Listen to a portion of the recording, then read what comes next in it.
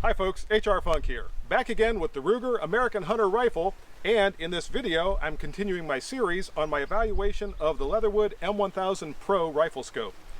In this video, as you can tell, I'm not on a range. Reason being, I want to take some longer range shots with this system today, and most of the ranges that are close by in my area don't go beyond about 300 yards or so. I want to get back farther than that today, and I'm going to be shooting from true unknown distances because I'm on my family's farm, so there are no firing points, there's nothing that's nicely measured out or anything else. I'm just going to be moving back with this rifle, and when I get to a point where I have a clear view of the target, I'm going to set up, I'm going to range the target with the reticle in the M1000-Pro, and if you're not sure how that works, go back and watch the previous videos in this series and you can see exactly how the ranging is done. I'm hoping to do some shots or take some camera shots through the scope so you can see what the proper image looks like when you're ranging the target with the reticle. I've got a new gizmo that's just for attaching the camera to the rifle scope, and I'm hoping to be able to have that set up so you can see those images. And I'm going to be using my Birchwood Casey target back here, and it's conveniently 18 inches from the top of the target to the bottom of the target, which is just right for using with the M1000-Pro's reticle in order to range the distance. So I'm going to set things up and get ready to go, and when I set up, I'm going to range the target, then I'm going to take a shot. We're going to see hopefully the impact of the bullet on the target. Then I'll use my laser rangefinder and try to determine exactly what range that it is that I'm firing from. So we'll be able to compare the setting, or at least the range, on the range dial of the M1000-Pro scope with the rangefinder and determine just how close that is, and we'll also be able to see in terms of accuracy where the bullet strikes on the target. So here we go. And I'm getting set up here at my first firing point. There's a view of the target, and you can see by looking at it that there's not much between me and there except for a whole lot of corn stalks. And this is really the first point where the ground has risen high enough to give me a clear line of sight over top of the corn to the target. Again, I'm not sure what this distance is. I'm going to determine that eventually. And I think as part of this process, I'm also going to use the reticle in the M1000-Pro and check the distance with that as well. And that way, when I check it with the laser rangefinder, we'll be able to determine just exactly how close we came to the actual range to the target without the use of that device, and then we'll just basically confirm the distance with the rangefinder.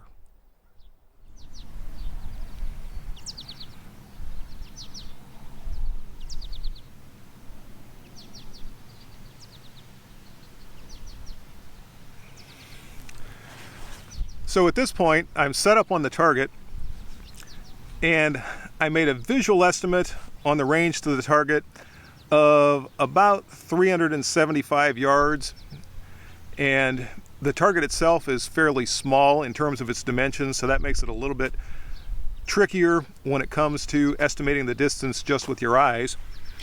And through the M1000-Pro, when I have the target properly bracketed, it's coming to, well, it's indicating pretty much right between 300 and 400, so about 350 yards. So I'm in the ballpark of my visual estimate. Now I'm going to measure it with this HR1 reticle in the M1000-Pro, and if I can hold it steady enough,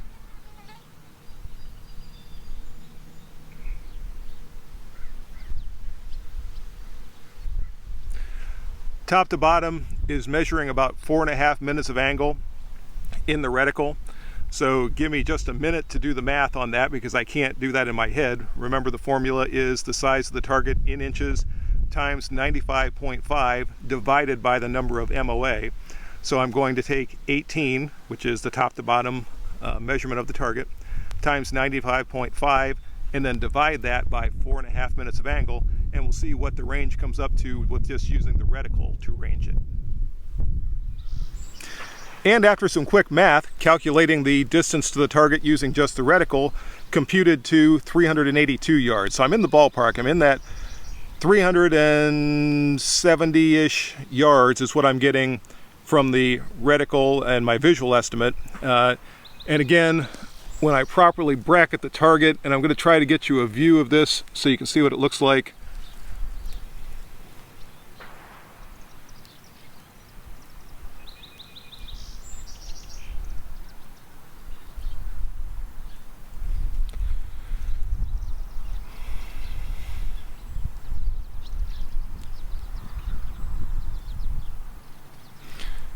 Again, that's coming to about 350 or 360 yards just based on the range dial on the M1000-Pro.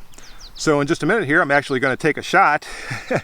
And after all this, we're going to see if the bullet is on target with using just the reticle and the range ring and bracketing the target properly in the scope to see if that's going to compensate for our trajectory at this, what previously was an unknown distance, but now we have a pretty good idea what the distance is.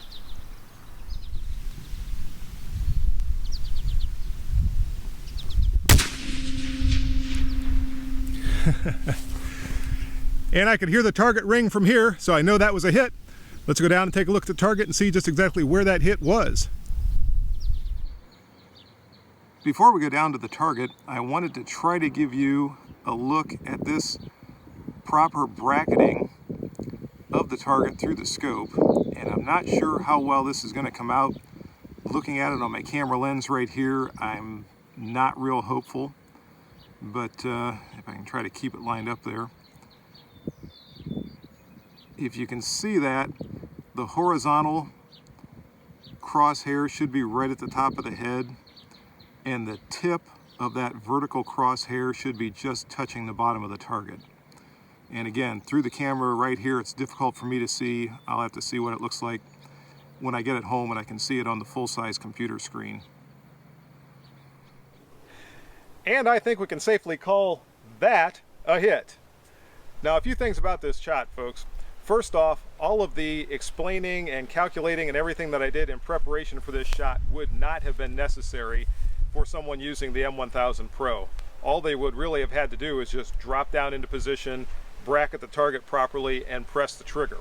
So even though it might look like it takes a long time and a lot of calculations and all that, in the context of a video where I'm trying to explain what I'm doing as I'm doing it, for someone actually using that system, it is extremely fast. Now, another point that I need to make is when I tried to range the distance to this target with my laser rangefinder, it wouldn't work because the dimensions of the target are so small from this distance, or from that distance that I was shooting from, I could not get a range on the target. I actually had to come down here and leave my Jeep back at the firing point and use the laser rangefinder to range the distance to my Jeep, which came out to 354 yards. So all of the calculations were pretty close. In fact, the ranging dial on the M1000-Pro was the closest to the actual range. If you recall, I said it was about 350 yards with the ranging dial. So there's a great example of how even if your tech fails, if your rangefinder won't work, or if it dies, or if you have nothing but vegetation around your target and for some reason it's not ranging your target and you can't range the vegetation with the laser rangefinder, you can still accurately bracket your target and fire off an accurate shot with that M1000-Pro. And that's the real beauty of that system. It doesn't rely on batteries or any kind of technology really other than the lighted reticle, but if that fails and you're shooting in the daylight, that's not going to cause any problems. I didn't have it lighted when I took this shot. So that technology is always going to work regardless of whether or not your laser rangefinder or your ballistic calculator or anything else might be on the blink. You're still going to be able to use that frame, aim, and shoot technique. Also, when I took this shot, I don't know if you could tell over the microphone, but I was getting a gusting wind. It was a full value wind of about 7 or 8 miles an hour from left to right. So I did favor the left side of the target a little bit, and that worked out pretty well. That was pretty close to exactly what I needed to have for the wind at that distance. So again, with this system, you can see its effectiveness at unknown distances. You can see how it can be used to calculate the distances, and you can see how it works even if all of your technology goes down. You can still make your shot with that M1000-Pro. Okay, I've moved back to the next convenient rise in the land that gives me a clear line of sight to the target. Again, this is an unknown distance. I'm going to dispense with some of the things that I did on the last shot, and I'm not going to go through all the calculations and computations and everything else. I'm just going to bracket the target this time and press the trigger to fire the shot. I'm also going to be increasing the magnification just once again to demonstrate that feature, because once the bracketing is done with the screw on the range and power ring loosened, I can pull it back and increase the magnification to take my shot and place the shot a little bit more precisely without changing the trajectory compensation of the trajectory ring.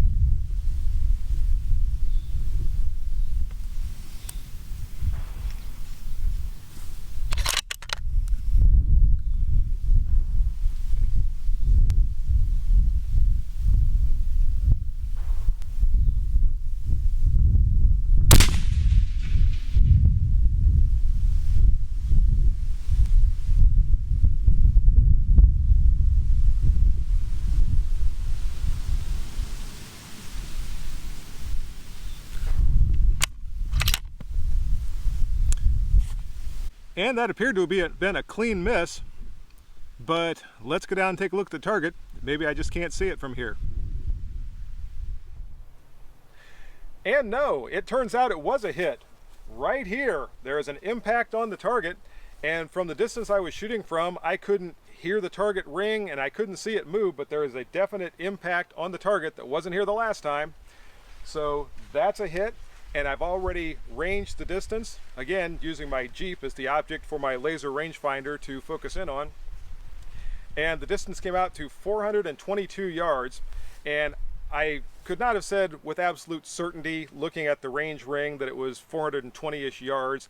It was a little past the 400-yard mark, but it really didn't even matter what the distance was because the bullet still impacted the target. And just to give this some context, again, this is a half-size IPSC silhouette. If I put myself as an average sized person in front of the target, those shots are here and about here. So from those random distances, I still wouldn't have wanted someone shooting at me with that rifle and the M1000-Pro rifle scope. And just to provide a little bit of perspective, here's a look back at my firing point. My last shot was taken almost all the way back to where you can see the barn. I was maybe 10 or 15 yards closer than the barn. And in fact, my rifle is still there at the firing point, and if you can pick it out, your eyes are better than mine.